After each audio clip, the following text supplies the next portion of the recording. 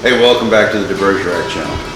I'm Jim, your humble host, and today I would like to show you how to make a really cool S-curve molding for a teak table or whatever kind of table you're building. Now, a lot of people see these as really difficult, but I have an easy technique to make a flawless corner. If you'll just follow along with me, I'll show you exactly how to do this, and you can look like a hero to all your friends and customers. Let's get started.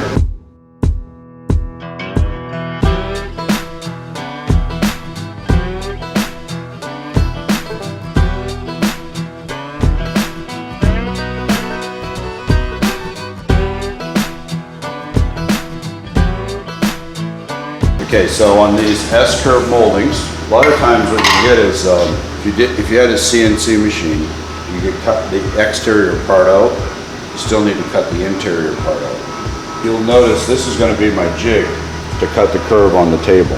This is going to be the jig to actually cut the exterior part of the molding. Now this will make a little bit more sense as we go along, but if you want to know the easiest way to make these moldings, this will teach you really well. What I'm using is some AP7 as a hardener to get my mold shape. All of this stuff is going to make sense as soon as you see how it works. This is the technical part to making a really cool S-curve molding, and I'm more than happy to share it with you. Again, this is going to be the jig to cut the molding out, and you'll notice I've left a gap. I have some tape marks on my piece of scrap from mica, which is going to set it. I want to fill all of that area with this filler, and the reason I want to do that is because when I actually use the routing jig to route into the table, I'm going to pull this tape off. I want my little molding to have 2 layers of tape thickness in order for glue to sit in there. A lot of times if you make your joints so tight, it squishes the glue out, and in a year of being out in the sun or whatever, the joint will start to pop. You'll see that on a lot of tables on boats, the joints have popped open. Made them too perfect, too tight, not enough glue in them. So that's why I have 2 layers of tape on my jig. They mix this stuff up really good. Biggest thing is I put the mold release wax on there. Don't forget to put your mold release on. I'll show you why. You do not want the wax on your jig part that's going to cut the molding out. You only want the wax on the tape and on your sacrificial area where you're laying out. Now I've got that mixed up pretty good. Put that right on my board.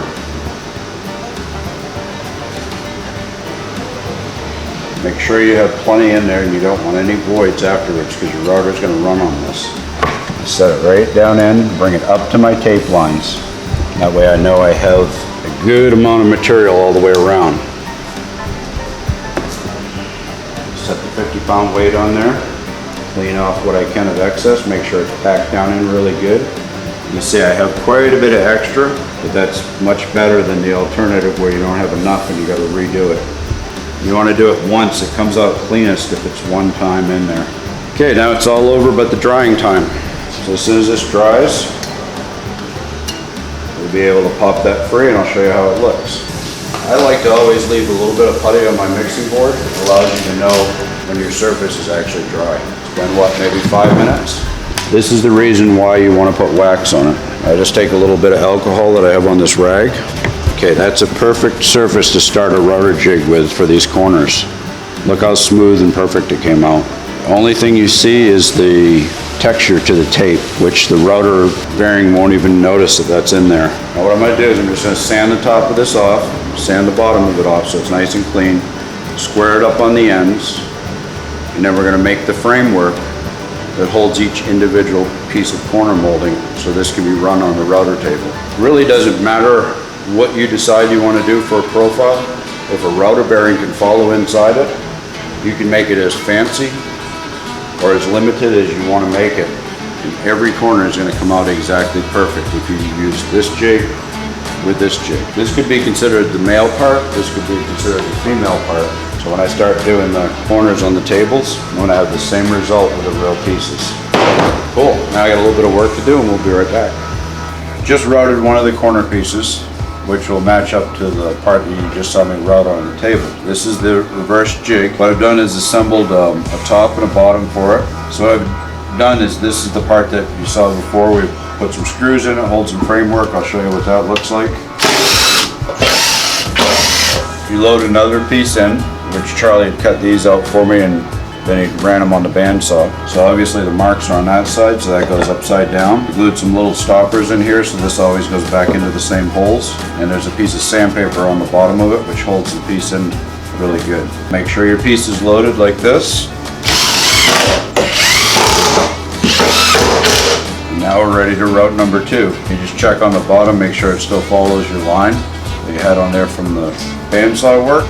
Now we go to the router table. So the cutter I'm using is 1.1/8" cutter. It's 1.5 inches tall. With this you have to be careful because the blades are so far apart you have to work it in slow. But what that'll do is it'll roll right along my part. See how that bearing's turning? So that's actually following the filler. Let's see how it goes.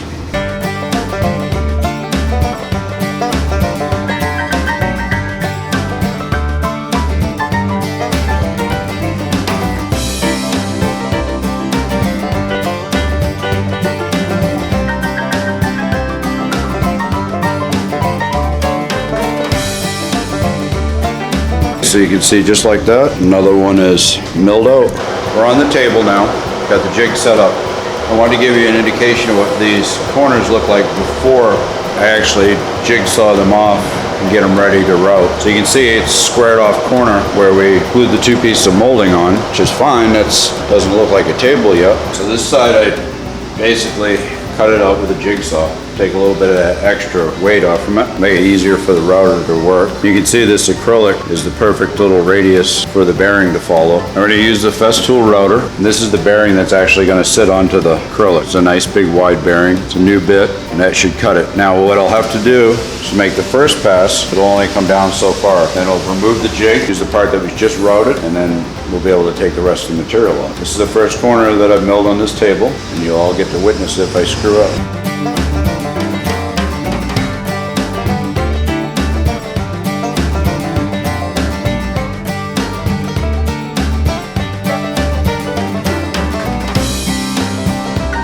Okay, so you can see that the acrylic went through that just fine. There's not even a mar to it. Didn't damage anything on the acrylic. Now we'll just unclamp the acrylic from its location, slide it back out of the way. Now the other option with this is you can have a second router set up with a longer bit. The problem with doing that is the bits get so much larger diameter. Your cutters are so far apart, you have more of a chance of tearing up and shattering up and ripping a small piece out. This really isn't, you're gonna have to remove your jig anyway, so it really isn't that big a deal just to slide it out of the way, and then you're ready to cut the next pass. So the bearing's now gonna follow on this and make it perfectly true.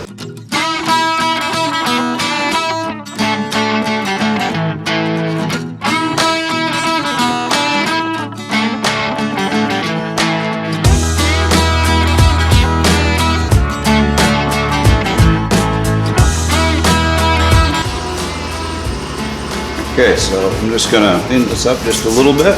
Get any of the burrs off. That looks pretty nice. So that part's done, one corner. Still have 11 corners to do to finish this table. The second part we now need to do, which is the piece that goes onto there. All right, so let's see how this works out. There's the piece. Perfect. Now if you'll take a closer look at this, it's just open just a little bit, pretty much all the way along. This is what I was telling you about when I put the 2 pieces of tape on the edge of the jig. It's very cool to have no seam.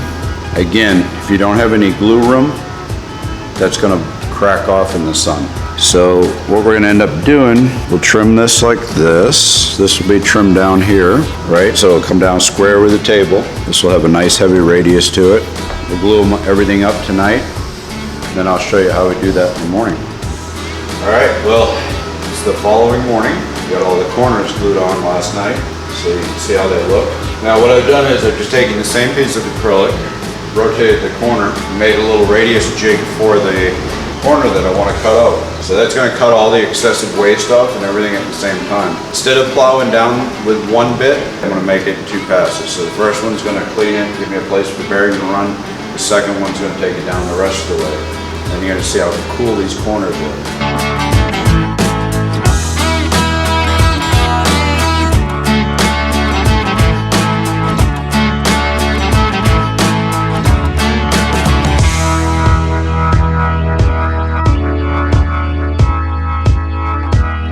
All right, so now we have to obviously just push our acrylic back.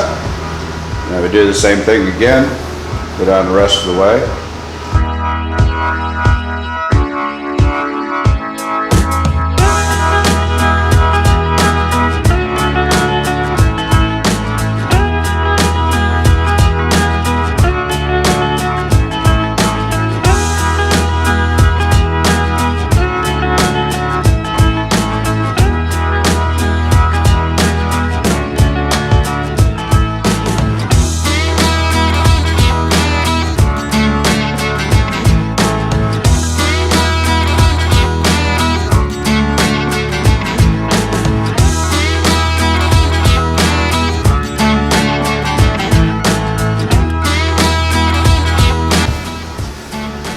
Alright, well, we hope you liked this video and you've learned a couple neat techniques. Don't forget that this flyleaf table is going to be finished on part 2, so you can see with all the corner moldings and all the router work and everything all completed on it going back on the boat.